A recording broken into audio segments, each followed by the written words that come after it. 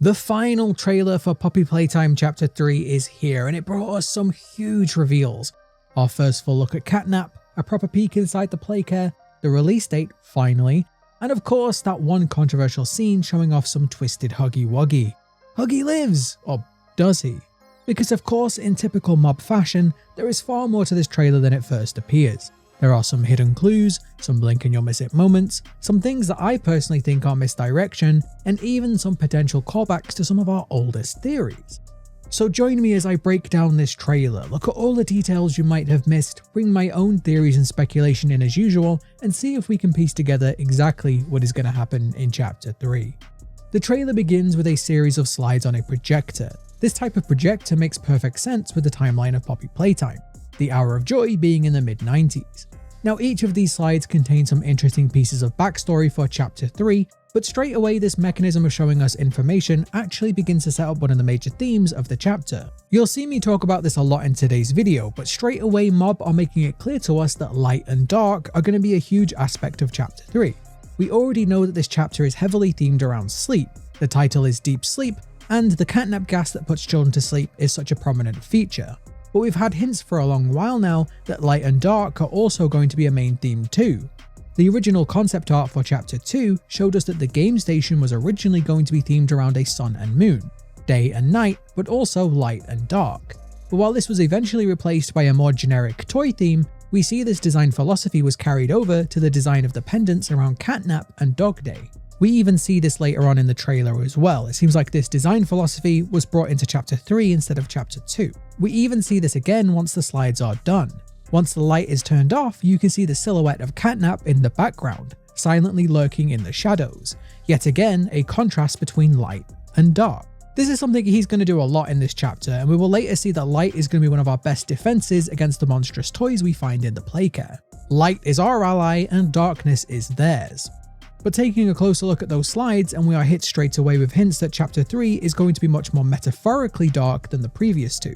The first slide shows a number of Playtime Co staff in full hazmat suits stood over the beds of several young children. Now obviously we know that Playtime Co were using gas to keep the children asleep, which is already by itself pretty dark, but the way that they are standing here ominously watching the children while they are vulnerable is incredibly creepy. We can see that these staff are still wearing their gas masks, telling us that the threat of the gas still lingers, something I'm sure we ourselves are going to have to try and avoid in Chapter 3. Now the children's faces are all scratched out here, something we've seen throughout all of the trailers and lead up to Chapter 3. This could either be a way to hide their identity, but it could also be a hint to their eventual fate, implying that these children are no longer with us. But most likely it's a huge hint that someone here wasn't exactly fond of these children, going so far as to scratch out their faces in any picture they see. To continue the dark and light theme, the windows behind the staff are letting in bright light, which looks like bright daylight. But since we know this entire section of the facility is underground, this light is all fake, something that was hinted towards in Chapter 2.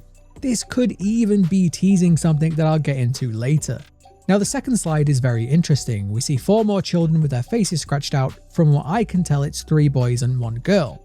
Now we don't know who these children are yet or whether they are even relevant, but if you want my best guess, I think that the girl on the right is Marie Payne, the orphan who would eventually become Mommy Longlegs. During the Chapter 3 ARG, we got a note from a counsellor, Claire Harper, that explained Marie was having intense nightmares, something that she thought might be caused by the group of boys she was known to hang around with. They apparently picked on her and teased her, which Claire assumed was the reason for these night terrors. Now, on that note, I think it's more likely that these night terrors were caused by the horrific experiments and possibly the exposure to the gas. These symptoms definitely seem too extreme for just a nightmare. But it's entirely possible that Claire didn't know that these practices were happening.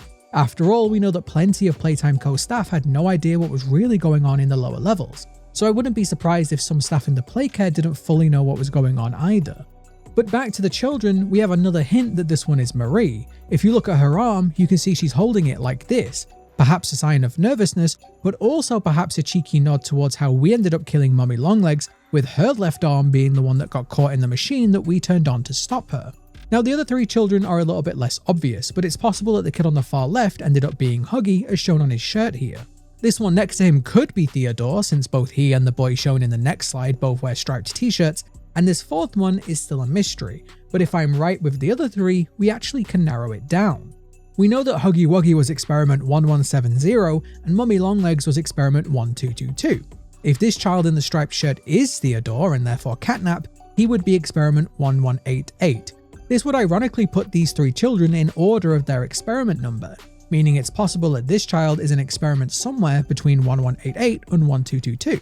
That means at this point we only have one good candidate that we know about. The only number that we've seen so far that fits here is Bron, experiment 1199. Now we know that 1199 was Thomas Clark and that was a staff member, but we also know that his experiment was likely deemed a failure, with Thomas being kept in quarantine and clearly not fit for purpose. He was also a smaller one as well. I think this is one final hint that we are going to see a bigger bodies Bron in chapter 3, this child being experiment 1200 or somewhere around there. Let me dream, okay? Of course, that's all just a theory. Too soon? But I still like to think that these children are here for a reason, and this could be it. It could also be that these 4 children here match up with these 4 toys we see on this wall later, but I like my theory more. On the next slide, we get to see this file again. We actually saw this one in the ARG, and it talks about experiment 1188, or as we know him, CatNap. This time it's accompanied by a photo, again heavily implied to be Theodore. Now I like the fact that Theodore here looks super innocent, and CatNap, well... But I do think it's an interesting contrast. Showing this file again just highlights how some of Playtime Co.'s experiments ended in failure.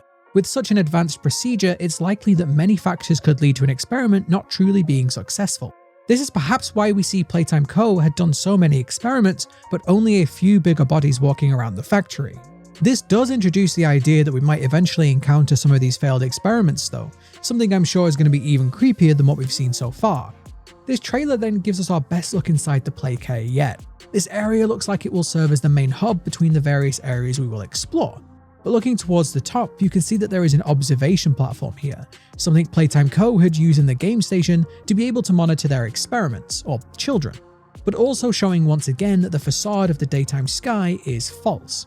If you look closely around the statue in the middle, you can see that these lights are actually shaped to look like Bron with his long neck. You're really killing me with this one, Mob. Now you can see that these huge panels with a sky painted on them, well behind that is actually a night sky with stars, something I think this room was designed to swap between to simulate a day-night cycle. Again, this entire area is underground so no natural light can get in. This place has to be lit by artificial lights, and this was a way for Playtime Co. to try and make the place feel more normal. However, I think this is also a hint of what happened in here in the Hour of Joy. I really do think that this artificial light, never seeing the sunlight, being held underground like this, probably had a massive effect on the mental health of the people here, both the orphans and the staff. This is probably why they had to have a counselor's office in the first place, or at least one of the reasons. Now in the background, as this scene is being brought into view, you can hear this small segment of piano music. Now I actually had a friend listen to these notes, and they came out like this. Now I'm not sure if this was intentional or purely a coincidence, but those last 3 notes being 666 coming right before the word Playcare is a pretty cool little detail. This shot gives us a closer look at the front of the school. I just love how the mailbox with eyes here seems surprised to see us. Cute touch. But the barriers that are left here seem to have the same tired looking eyes as the machine from chapter 2. Now I theorize that this was previously alive but had been killed by Mummy, as we saw in the chapter 2 load screen. And it's heavily implied that the Make-A-Friend machine was alive in chapter 1 as well, since it followed us around the room with its eyes. So it's possible that at one point even these barriers were alive. While I would hate to think of what poor souls ended up with this as their fate, probably someone that really annoyed Harley Sawyer or something. The power box on the right has the signature Playtime Co. grab pack handle, and it's likely we're going to have to power this area before we can explore it, again highlighting the theme of dark and light. But I also find it interesting that this power box is just out in the open like this. Yes, it's secure, but it shows just how dangerous this area potentially is, something that we got hints to earlier in Theodore's file. We then get to see inside one of the classrooms in the school. This one has a still working television and VHS player. Both the previous chapters used VHS tapes to give us more lore about what happened in the factory, and I bet chapter 3 will be no different. In fact, in a later scene, we will actually see a VHS tape labeled The Hour of Joy, while Poppy talks to us about wanting to know what happened and why. I'm sure we're going to get some enlightenment in this chapter. Now the scene with the front of the Playhouse actually has a few different details you might have missed. We see the words Hour of Joy, which we see all over this trailer, and it looks like it's been painted in blood. But we also see the singular word joy and these handprints, which are in a much darker liquid. Now this could be Tar, something mentioned in the notes in the ARG, and something Fake Fox mentioned in her first ever theory. We also have this giant rubber duck which seems weirdly ominous, like it's watching us. There is no way this one is alive, right? But next to that we can see a vending machine similar to the ones in Project Playtime. On the side there is a lemon with the phrase "made with real lemons," likely a nod to the random lemon that Mob added to the remastered version of Chapter 1.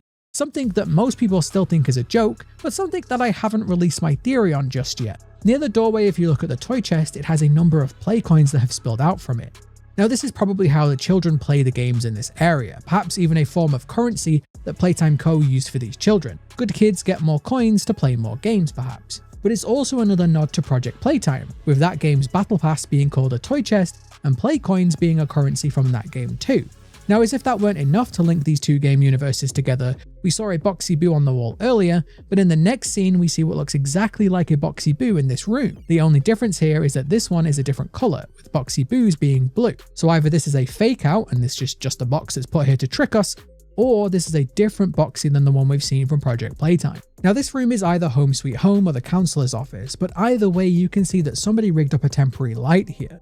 Now this might be more significant than you think. Later on in the trailer we get to see another brand new grab pack hand. This one is another red or maybe an orange grab pack, it's hard to tell with the lighting, but it's actually a flare gun built into it. This is, well, a literal finger gun, something that was teased back in Project Playtime. But now we see that several of the enemies in this area will actually avoid the flares that we fire from it. Now I think Mob actually teased this way back in the VHS trailers for Chapter 3. Remember that Kissy Missy VHS? Now I showed that Kissy was gently swaying in that one, but she stopped completely once the lights were turned on. I even went on to theorize that this was conditioned into the bigger bodies, and this was why we saw the red light green light game in Chapter 2.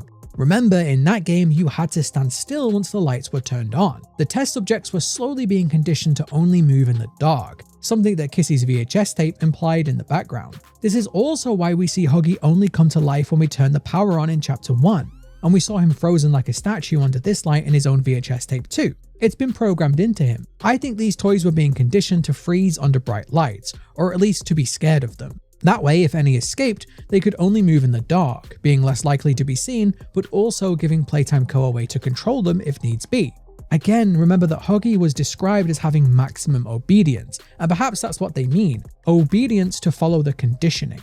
This could even tie into how 1006 somehow managed to control the other toys too. He used the flickering lights of the VHS tapes to add his own messages and commands. But getting back to the trailer, the fact that the light has been rigged up like this means somebody probably cut the power during the hour of joy, dimming the main lights, leaving the toys free to go on their rampage. This might have been someone's desperate attempt at a last stand. The pictures around the room are hard to see, but they mostly show either pictures of incredibly young children or children's drawings. One of them on the top row is a very old photo. Remember that Playtime Co. dates back to the 1930s, showing just how long this has been going on for. The one on the right here is a baby in sunglasses, which I thought was kind of cute. We then get yet another look at this bedroom. We've seen this one a bunch of times now in the trailers, but this time we can see a form of mist or gas coming out from this hole in the floor. I actually theorize that we're going to have CatNap jump out of these holes like the Xenomorph in Alien Isolation. It seems like this could be a breath of a toy, and it might be a nod towards that idea. Later on in the trailer you can actually hear the growling of a cat too, so perhaps we will get audio cues as well. Just mark my words, we're probably going to have to watch where we step. Now in this scene we actually have what looks to be a VHS recording. The filter applied to this shot makes me think that this is going to either be a cutscene or probably one of the VHS tapes that we end up finding around the playcare. It looks like a children's play area, which is going to be something we explore ourselves in this chapter. But if you look up here you can see that this shadowy figure is moving slightly. Now we know this isn't CatNap because in the next part of this shot that comes later in the trailer, we see CatNap walk right past it. The shape of this one more closely resembles a moth or a bird, something we have seen a drawing of in the past but has never been fully revealed. We know for a fact that there is at least one female antagonist that still hasn't been revealed yet, and I'm willing to bet that this is it.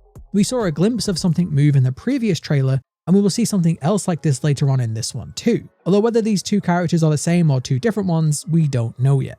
The final segment of this VHS sequence shows CatNap here on the right chasing the person holding the camera. But once again, if you slow it down and look at the left, you can see the shadow over here moving slightly too. It seems like these two toys work together to hunt their prey. We briefly see the crashed train from the end of Chapter 2 in a better view here, but now with context I think it's possible that the fire on the train might actually have saved our life. Knowing that something attacked the train at the end of chapter 2, and now knowing that the creatures in Playcare seem to be afraid of bright lights, or maybe fire, either way, it could have been this fire that actually saved us at the end of chapter 2.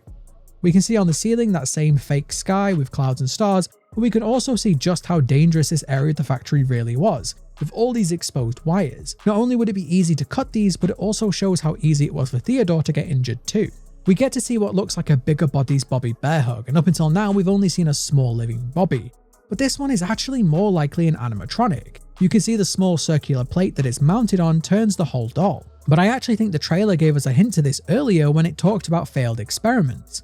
Bobby here is following the player, so it definitely has some form of consciousness, but what if this was a way that Playtime Co. managed to make some use out of a failed experiment?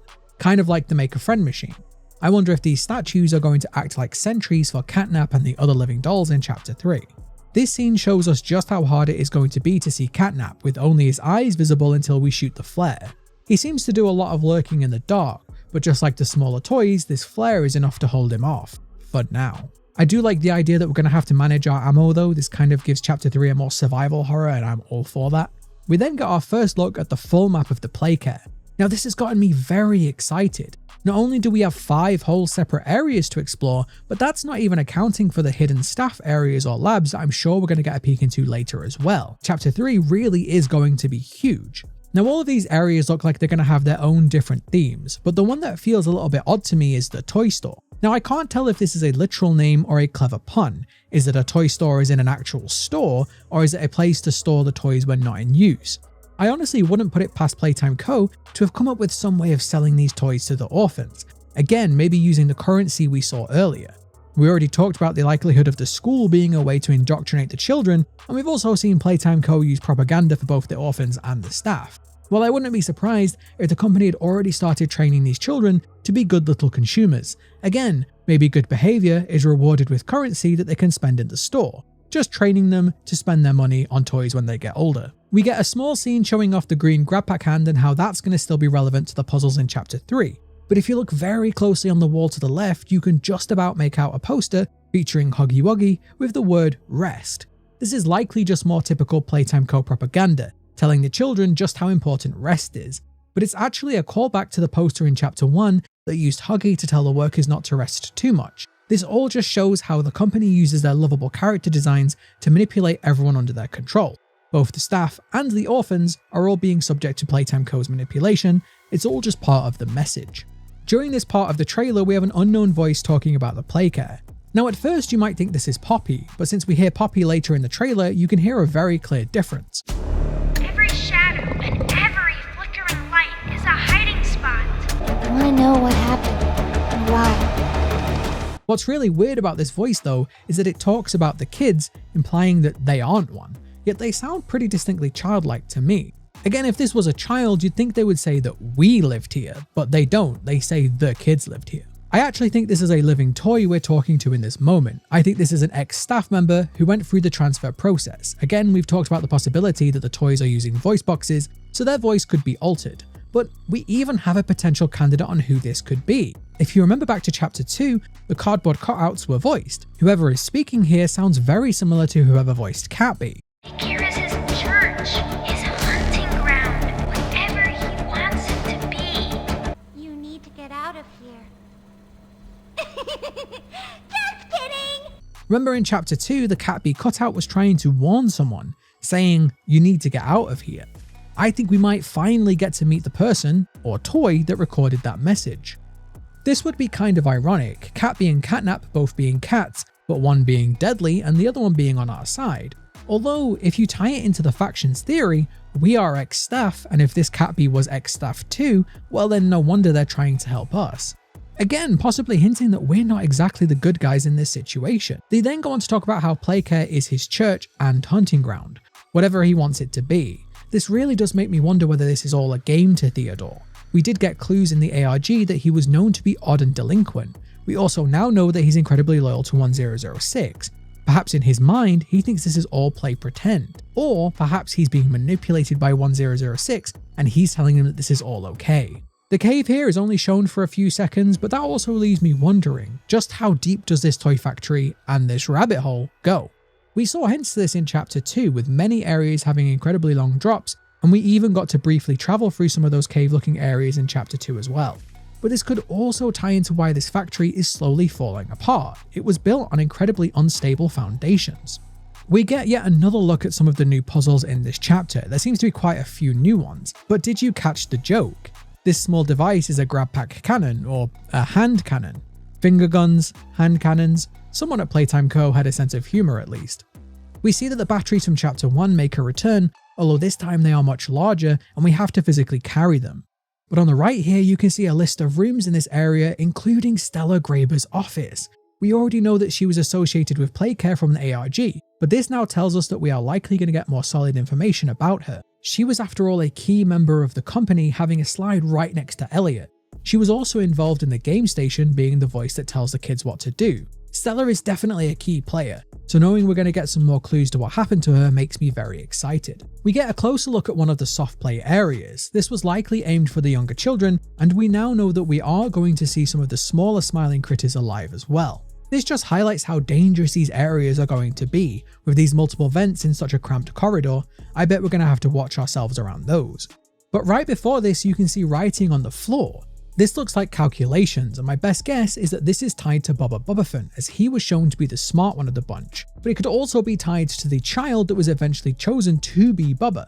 But, and this is my favourite part of this scene, if you slow it down and look really closely, you can see what looks like a Huggy Wuggy peeking through here. Seriously, there are so many clues being dropped. I've been talking about this for a long time, that Mob have been hiding Huggy almost everywhere, and it seems like that theory was more true than a lot of people said. The room that is flooded with red gas contains at least 3 offices for the heads of departments for Playcare. We have head of gas production, Nate Carpenter, head of Playhouse, Greg Fecteau, and the last one we can see is head of Home Sweet Home, Lisa Boshin or Roshan, it's kind of hard to see. The interesting part here though is that gas production looks like a completely different font to the others, showing that this was added later, and once again highlighting that this likely wasn't Elliot's original intention for this place. This really was how the company evolved over time. Now we will get to see the other heads of departments as well. We see later on in the trailer the head of the toy store is Eduardo, so I think this area is probably a little bit bigger than this room implies, but we'll have to wait and see until we get into the chapter so we can get a closer look at these names. We get to see another Carl the Cart, and until I get a better name that's what I'm going with. And this time we get to see how he's going to operate in game, being a drawstring toy. But right before that we see another bloodstain on the floor where something or someone was dragged around here. This is the scene where Poppy explains we're going to get answers, and this shot leads into the VHS tape of the Hour of Joy, something that most of us now believes is the incident we heard in chapter 1, sometimes called the downfall of the factory. This is just one in a long list of hints that shows just how bloody that event was. But this is once again a metaphor for dark and light. Right now we are being kept in the dark and the answers are going to come to light. Now this scene is huge. For just a few seconds we can see that we are definitely going to get some Weeping Angel mechanics in chapter 3. The Weeping Angels being the statues in Doctor Who that can only move when you aren't looking at them. Here though it seems like this toy can only move in darkness, going back to my theory from earlier. This character has not been revealed yet though, and many people have already begun speculating on who or what it could be. Now you can see that this is in the school with science in the background, so that could give us some clues. My initial thought was that this was some sort of moth or insect looking at this part since it looks like an antenna. This is actually what I theorized that this drawing was supposed to be, but I also think it's possible that this is an owl. We had hints to this in the Discord ages ago, and knowing that this is the school and owls are supposed to be symbolic of wisdom, it would make sense. But there is a third, slightly crazier theory. If Catbee is going to be in this chapter, then it could even be her. These parts could definitely be Catbee's wings, and this part could be an antenna.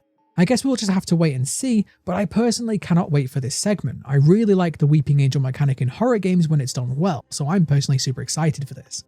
Now as the tension begins to rise in the music, we get this part of the soft play area that contains the word run, as well as more hanging toys. Perhaps this is a nod to my theory that the smiling critters were the ones that left us that warning in chapter 1. But the coolest part about this and the next 2 scenes is that up until now, every word we see written on the walls in this trailer is related to the Hour of Joy. Most saying the Hour of Joy or just joy. But Poppy is only shown one time in this entire trailer, and the scene directly before hers says the word run, and the one directly after hers says the word help. Again, the only time these types of words are used in this trailer. In between those 2 words, we have Poppy giving our good friend Kissy some very cheeky side-eye with those big bloodshot eyes of hers. I really do think this is yet another cheeky hint from Mob that Poppy isn't to be trusted. In fact, now that I'm recording this and I'm thinking about it, Poppy keeps telling us that we're going to find answers here, but it seems like she knows. So why doesn't she just tell us? Again, it seems like she's manipulating us into doing what she wants in chapter 3. But then just as you think the trailer is done dropping bombshells on us, we get the big reveal. We finally see the Huggy Wuggy that Mob have been teasing for ages now. Turns out it wasn't just pareidolia after all. But you've probably already noticed that this isn't the same Huggy from chapter 1. This one has completely different hands and his bow tie is green, not blue. But he also doesn't seem to have the secondary mouth that Huggy 1 had either. Now I might actually make a whole separate video on this part, to be honest, because there is just so much to talk about. But many of the partners in crime have already speculated that this is not real. This is a hallucination or a nightmare related to the gas. That would be cool, and that would kind of give it a Scarecrow from Batman kind of vibe, which I think is pretty cool as well. This is entirely possible, and this would actually relate it to Marie Payne. We know that Marie was having these horrible nightmares, and we've already speculated that it could be due to the gas.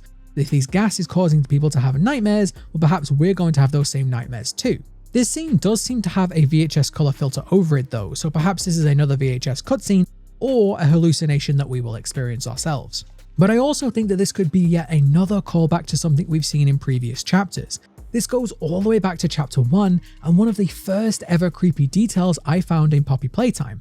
The Cursed Huggy. If you've never seen my video on this one, in chapter 1 you can find this Cursed Huggy in one of the boxes in the very first area. This one had its eyes missing too. We also see this Huggy on the TV here, so if this is a nightmare, which again is entirely possible, it might be a nightmare that for some reason Playtime Co were instilling in people. I don't really know why they would do that, but you definitely see this on the television, so I don't think that this is just a nightmare. I think there is more to it.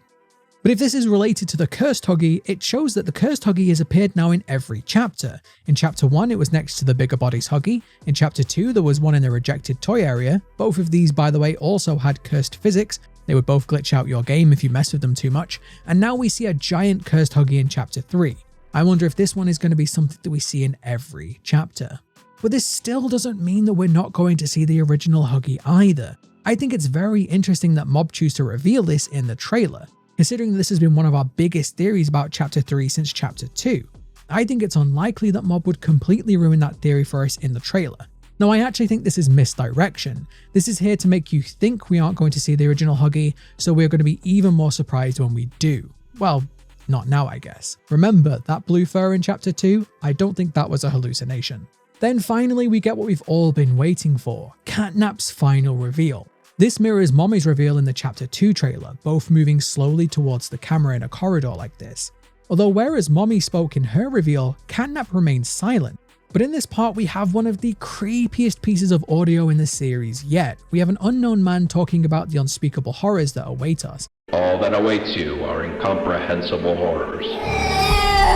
Now some people have already said that they think this is Harley Sawyer, but I don't think so. Harley Sawyer always sounded very villainous. This person sounds much more passive.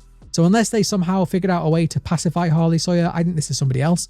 But they talk about smiling mouths full of meat and teeth and plastic. There are so many things that this could mean. It's most likely a reference to the smiling critters being alive and, well, hungry. But this also sounds like Huggy Wuggy, who also smiled, but also had a hidden mouth full of teeth and meat and plastic. But as CatNap gets closer to the camera, listen to the background noises. You can hear horrific and twisted children's cries, but in between those, what sounds like gunshots. Now perhaps this was someone trying to defend themselves against the living toys, but I think this is just yet another hint that something incredibly dark happened down here. After all, we know the devs have said this chapter is going to be the darkest one yet, and that seems both literal and metaphorical now, but maybe the children's faces being scratched out now makes more sense. Maybe these gunshots weren't meant for the toys. So there we go, absolutely loads of hidden details and things to theorize over in this trailer. It really has been worth the wait for me, and I'm so excited to get my hands on the game now, you have no idea. If you did enjoy the vid, please don't forget to give it a like, let me know down in the comments below what you thought, and if there's anything that I missed, and as always, if you did enjoy the vid, consider subscribing. Thank you very much for watching, and I will see you next time.